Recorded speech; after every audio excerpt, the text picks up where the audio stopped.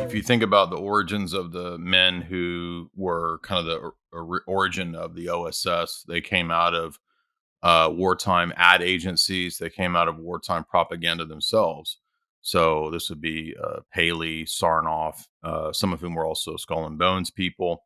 And the OSS was set up, as we know, as a sort of nascent version, what would become the CIA, kind of a privatized intelligence service. Some people say that basically the Rockefellers' private army, you could say.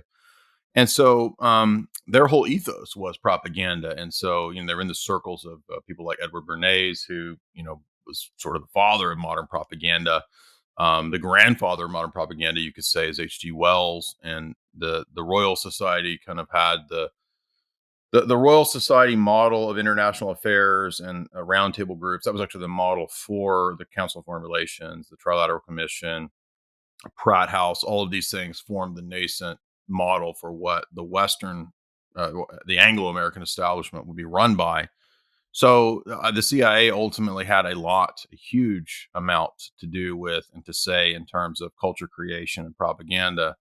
I mean, you can almost argue that really one of the main functions of these so-called intelligence agencies is the crafting of pop culture, amazingly. When I started studying this topic, I certainly didn't think that, and I never would have thought that. It seems kind of outlandish. And but the more that I dove into Hollywood history, the more I dove into propaganda in terms of my more academic side when I was doing grad work, I was just over and over and over amazed at the level of interconnectedness and planning and strategy that goes into culture creation. I think most of us think culture just kind of springs up organically. It's just kind of out there. And, one musician is popular because he's really good and he got the right deal. And another actress or actor, comes to the top because they're just so good. And it's not really like that.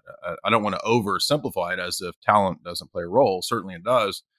But when you look into the Cold War, you really start drilling into how important pop culture was for what's called Weltanschauungskrieg, which is worldview warfare. And you can see how worldview warfare then would relate very closely to apologetics, because when you're doing debates and apologetics, you're doing worldview warfare. And so, ironically, there's a pretty intimate connection between um, philosophy, worldviews, psychological warfare, debate, and worldview or belief formation. And what that is how we come to form our beliefs about ourselves in the world. And of course, you might think, well, we all know that's what we do in school, right? School teaches us. Well, actually, that's part of how we form our beliefs. Belief formation involves a whole host of things. And one of the things that's really lost is the importance of virtue and vice when it comes to epistemology. That's a separate topic. I know we're not here to talk about that, but you could think of something like the Frances Stoner Saunders has a book called The CIA and the Cold War.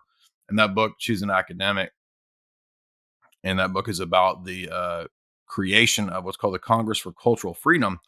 And that was in the 60s and 70s when the CIA in the Cold War basically recruited all of these pop artists, weird artists, and even classical musicians, basically just a front to cut out for funding all of these acts during the Cold War to spread the Western idea. Now, that doesn't make communism or Sovietism the good guy.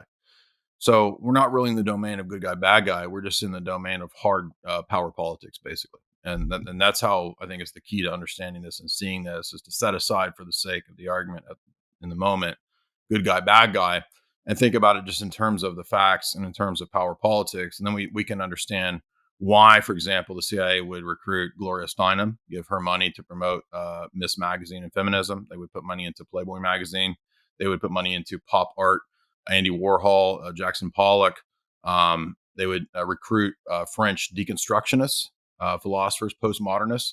All of this really was part abstract art, weird rock and roll. I mean, ultimately, I kind of think the whole 60s countercultural revolution itself was a CIA kind of promoted intelligence, military intelligence promoted thing. That doesn't mean everybody was an asset or an agent. It just means that this counterculture ideology was actually 100% a establishment promoted ideology.